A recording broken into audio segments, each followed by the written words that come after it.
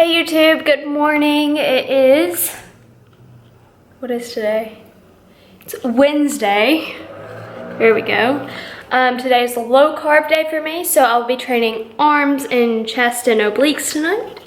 And so I'm about to go make my protein shake and get some almonds, and we will get this day started.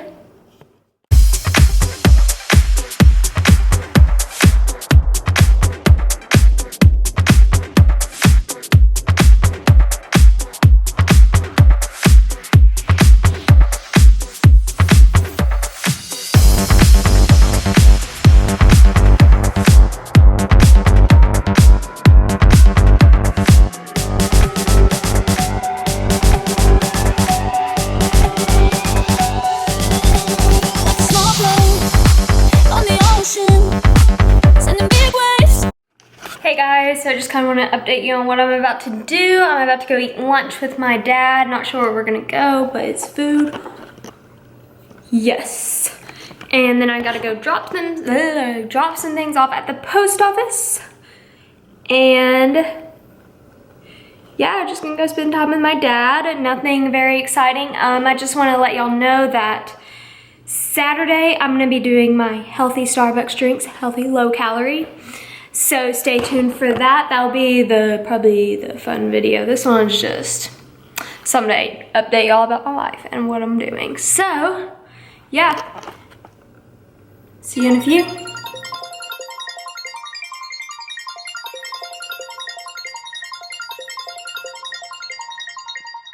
I don't ever wanna break you to pieces.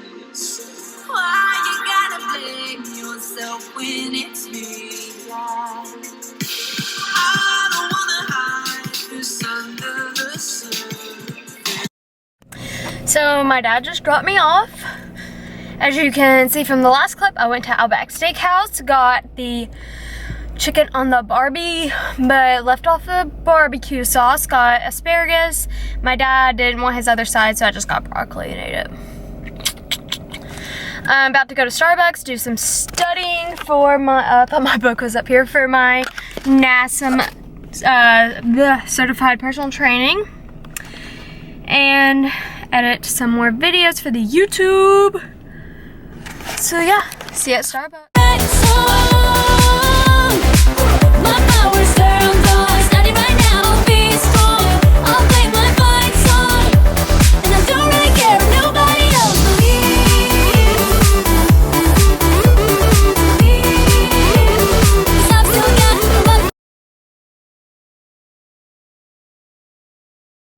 Hey guys, we're at the gym. Say hi. Hey guys.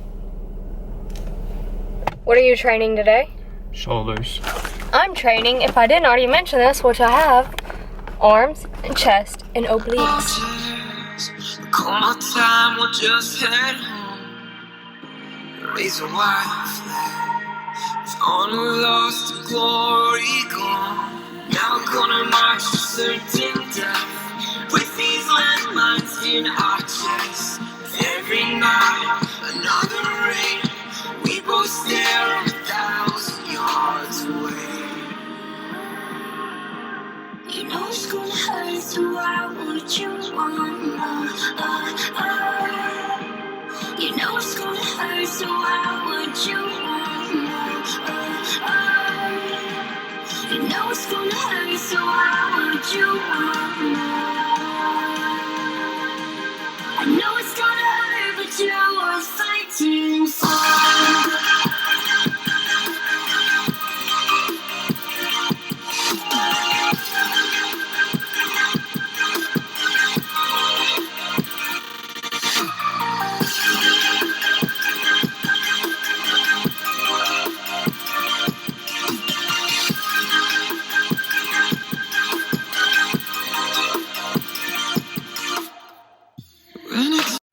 Hey guys, so what is up? I know y'all can't reply to me, but I hope everybody had a wonderful Wednesday. And I realized I never formally introduced myself on YouTube.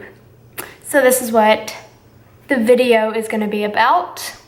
I'm gonna take you through where I started, a little background story about myself. Anyways, I am Lakin Suter. I am 20 years old. My birthday was last week. My eye bags have been so bad today, and my lips.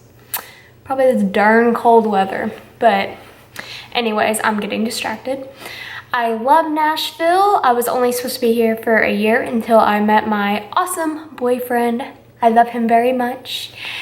And Nashville's great. It's so pretty, and there's just so many different things to see and eat and shop and everything that I should not be doing, aka shopping. But I love Nashville because I can literally walk out my apartment right now looking like a hot mess and nobody would care. Yeah, not like that in a small town. And with the small town, I grew up in a small Kentucky town called Murray, Kentucky. Murray State University. I don't know if you've ever heard of it, but I'm sure everybody watching this might be from Murray, who knows. But anyways, I'm gonna take you through a little bit of my background. I played sports whenever I was a kid. I played soccer, basketball, softball, competitive cheerleading, and competitive hip hop dance. I played softball until 6th grade. I played in the traveling league and school league. My 6th grade graduation, I guess they call it, I don't know. I was feeling very sick and tired, and I had red dots all over me. So my dad decided to take me to the doctor, and she looked at me and immediately ordered blood work. Once that blood work was done, my dad got a call for us to rush to the pediatrician's office. She let us know that she was sending us to St. Jude Children's Research Hospital in Memphis, Tennessee, and that my white blood count was high and my platelet was super low. I was supposed to go to Florida the next day, and that obviously did not work out. Actually, did it? Yeah, we did. I think it got delayed a day. But I was going with my friend Olivia and my parents, so we all packed up and went to St. Jude. Once we got to St. Jude, they started running a bunch of blood work and ruled out cancer. So that was a gift from God. Instead, I was diagnosed with a blood disorder called ITP. What that is my immune system was marking my platelets as an invader and taking them all away from me. So anyways, I got cleared to go to the beach. Eventually the issue resolved on its own, so it's called acute ITP. And then I got hit with the flu a year later probably, and it started going back down, and it was at 7,000. My platelets now are 345,000, if that gives you an idea of what I was going through. Immediately, St. Jude put me in the hospital and gave me IVIG. After that, it didn't work after a week, so they put me on steroids, not me-head steroids, but medical steroids called prednisone. That helped me. I was all better. Bam. They realized I had another condition. I have lupus. I had a positive ANA for that. With that, I had to leave St. Jude. They couldn't do anything with it. That wasn't their specialty. So they sent me to Vanderbilt Children's Hospital in Nashville, and I have an awesome pediatric rheumatology team there. Yeah, I don't want to get out of the pediatric, but I'm going to stay there until they kick me out. Anyways, so yeah, I got really sick constantly. I was in and out of school. Eventually, I was just homeschooled, and friendship was a big issue with me. I didn't feel accepted at my school. I didn't feel accepted by the people there. Yes, there were a few nice faces. If y'all are watching this, I love y'all. But there were a few. I was bullied by one specific person, and it really took a toll on me where I didn't want to be anywhere near the school or near the people. And that's where I started hanging out with, not really a wrong crowd because I love them all, but it just wasn't where I was supposed to be at that time. I did meet my best friend during that time, Sierra. If you're watching this, I love you, Cece. You my girl. And after all that, I was just going. I was at the lake. This was, okay, so we kind of skipped over a little bit, but I am now senior in high school. I was at the lake, and the next week, I was sick as a dog. The doctor could not figure out what was wrong with me. He had no idea. Didn't really check much, just kind of gave me antibiotics and said, here, take this. If it works, it works. Sorry about my spray tan. Y'all, it's probably uneven, but Oh well. Anyways, back to the story. Got distracted again. But anyways, so a week later, I was not any better. So my dad decided to take me to the Vanderbilt Children's Hospital ER. There they diagnosed me with pneumonia. And I also had like an overdose of Tylenol, but that's because the darn doctor didn't know what was wrong with me. So my mom would just give me Tylenol to help my fever go down. So then they had to put me on some antidote or whatever that darn thing's called. And that made me super sick. And then after that was all done, a couple nights later, I had a really hard time breathing. Oxygen levels went way low and I was in the ICU. Within 24 hours of that, I was hooked up to a ventilator, fighting for my life. Very scary. I don't remember much because I was sedated. There are some funny stories in the bad situation. And then, what else? Okay, so I was there for 14 days. Woke up, my hand was all numb. I got to go back home. I really wasn't 100%, but I mean, if you're there in the ICU for 14 days, you want to get out. I couldn't walk on my own. I lost all my muscle. I was skinny, 90 pounds. My mom had to help me going to the bathroom, walking, just everyday activities, showering, everything. It was, thank you, Mom, if you're watching this. And I went home. A few days later, my hand pain and numbness was just out of the world. So we went back to the ER and they discovered I had a blood clot in my wrist due to a procedure done in the ICU. I was put back in the hospital trying to get my heparin levels to where they needed to be. My mom gave me a shot every morning and every night for a couple weeks. Actually, it might have been a week. And we had another doctor appointment to check it out and see what was going on. While there, I was very sick, still in a wheelchair. My mom had to push me. They discovered I had another blood clot in my other wrist. Along with that, my doctor was not going to put me back in the hospital. He was just going to send me home. I begged him to put me in the hospital because I was just dying. Seriously. And so he put me back in the hospital. We discovered I was neutropenic, aka I had an ANC of 0. My lupus was attacking my white blood cells, aka my immune system was marking them as foreign invaders. So a few days of that, they tested me again for leukemia. I did not have that. Thank the Lord. And then my mom was like, what about prednisone? She was on that before when her platelets were low. Let's put her on that. So they finally put me on that. Within 2 days, I was up and going and eating everything. With prednisone, you do gain lots of weight, especially in the face. I will insert a picture right here. This was me at the beginning, actually at the end of summer of 2015. It makes you eat whatever you want, and if you don't get it, you'll get very mad. You have really bad mood swings, gain lots of weight, especially in the face. That was probably a big, I hate prednisone. I will tell you, I hate it. My self-image just went down the drain. I just felt super bad about myself. I came back from the hospital and nobody could recognize me. After